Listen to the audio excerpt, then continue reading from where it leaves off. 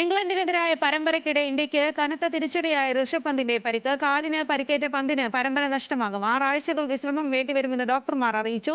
പന്തിന് പകരം 5-ാം ടെസ്റ്റിൽ ഇഷാൻ കിഷൻ ടീമിനൊപ്പം ചേരും. പരമ്പരയിൽ 2 സെഞ്ചുറിയും 2 അർദ്ധ സെഞ്ചുറിയും നേടി മികച്ച ഫോമിൽ നിൽക്കെയാണ് പന്തിന് പരിക്കേറ്റത്.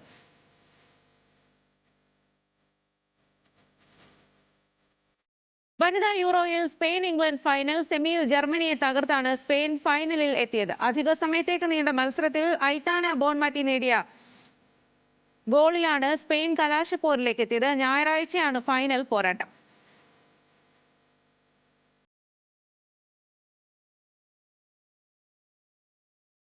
വനിതാ ചെസ് ലോകകപ്പിൽ ചരിത്രം കുറിച്ച് ഇന്ത്യയുടെ ദിവ്യ ദേശ്മുഖ് ഫൈനലിൽ. സെമിയിൽ ചൈനീസ് താരം ടാൻ സോങ്ങിയെ കീഴടക്കിയാണ് ദിവ്യ ഫൈനലിൽ എത്തിയത്. ആദ്യമായാണ് ഇന്ത്യൻ താരം ചാമ്പ്യൻഷിപ്പിന്റെ ഫൈനലിൽ എത്തുന്നത്.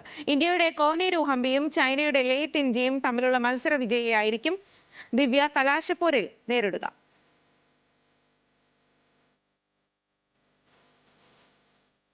സീനിയർ പുരുഷ ഇന്ത്യൻ ഫുട്ബോൾ ടീമിന്റെ മുഖ്യ പരിശീലക സ്ഥാനത്തേക്കുള്ള അപേക്ഷകരെ ഷോർട്ട് ലിസ്റ്റ് ചെയ്ത് ഓൾ ഇന്ത്യ ഫുട്ബോൾ ഫെഡറേഷന്റെ ടെക്നിക്കൽ കമ്മിറ്റി.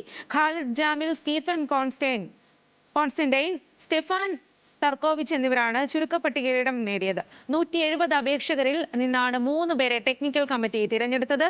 കഴിഞ്ഞ ദിവസം ഓൺലൈനായി ചേർന്ന യോഗത്തിലാണ് തീരുമാനം.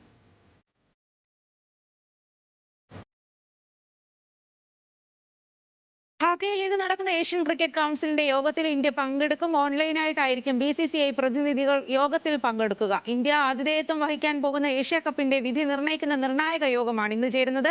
നേരത്തെ ഇന്ത്യയും ബംഗ്ലാദേശും തമ്മിലുള്ള രാഷ്ട്രീയ സംഘർഷത്തിന്റെ പശ്ചാത്തലത്തിൽ വാർഷിക പൊതുയോഗം ബഹിഷ്കരിക്കുമെന്ന് BCCI അറിയിച്ചിരുന്നു.